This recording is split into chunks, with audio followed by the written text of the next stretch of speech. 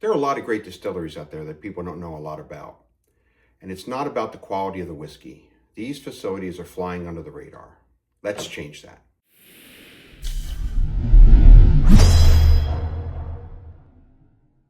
Hey everybody, it's Mark, the East Coast Whiskey Sipper, coming to you again today from in front of my whiskey cabinet. The focus of today's Flying Under the Radar is Never Say Die. Never Say Die is a modern whiskey brand known for a unique transatlantic aging process that combines Kentucky bourbon traditions with finishing in England.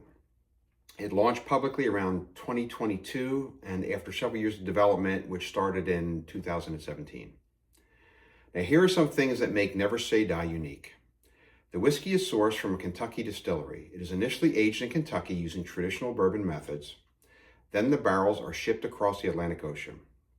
After the voyage, the whiskey finishes its aging in England at White Peak Distillery in Derbyshire. This ocean journey, plus the different climates between Kentucky and England, is meant to influence the flavor, creating what the company calls a Kentucky provenance with English character. Now a little bit about the origin story. The brand name comes from a famous racehorse born in Lexington, Kentucky. Following a difficult birth, the foal didn't look like it was going to survive the night. In a last-ditch effort to keep the foal alive, the vet gave it a shot of bourbon and hoped for the best. The foal survived, and its tenacity to hang on led it to be named Never Say Die. In 1954, the horse shocked the racing world by winning the Epsom Derby in England at 33-1 odds. He was the first American-born horse to ever win the race, and he did it in front of Queen Elizabeth II and Winston Churchill. A local Liverpool woman named Mona Best was at her wit's end, and with mouths to feed, put her life savings on Never Say Die. Needless to say, she became instantly rich. She took her winnings and opened the Casbah Club, which her son Pete Best and his bandmates the Beatles got their debut. So the founders of Never Say Die used this story to symbolize a transatlantic connection between Kentucky and the UK, which mirrors how the whiskey itself is produced. The brand was created by a team including Pat Heist, the master distiller, Shane Baker, Martha Dalton, and Brian Luffman. Now, I was able to converse with Brian, and I can tell you he's very passionate about his company. He has been supporting the bourbon industry for 20 years with his knowledge of corn and wheat production and the bourbon supply chain. Brian manages the company's U.S. operations. Now, Brian was nice enough to send me a bottle of their rider review, but before I get into the review, I wanted to let you know they also sell a small batch bourbon and a barrel strength bourbon. I'll leave their website in the description so you can go and check them out. Okay, so this bottle of rye we are reviewing has a mash bill of 56% rye, 33% corn, and 11% malted barley. It has an age statement of 5+ years, and it comes in at 105 proof. It carries an MSRP of about $85.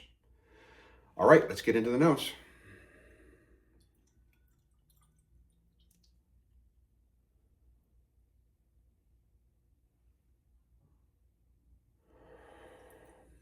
I get molasses and toffee. I also get a lot of fruit.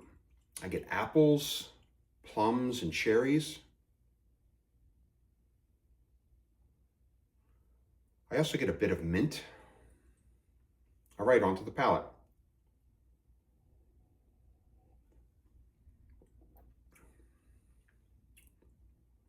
Ooh, the palate is a little less sweet and a bit more spicy than the nose.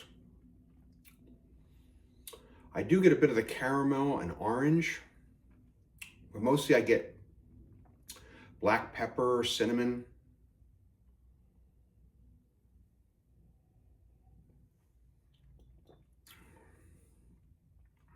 I don't get the mint.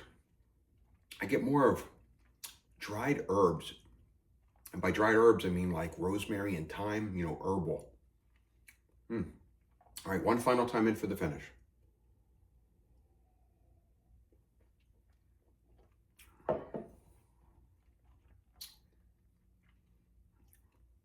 That's a long and warming finish.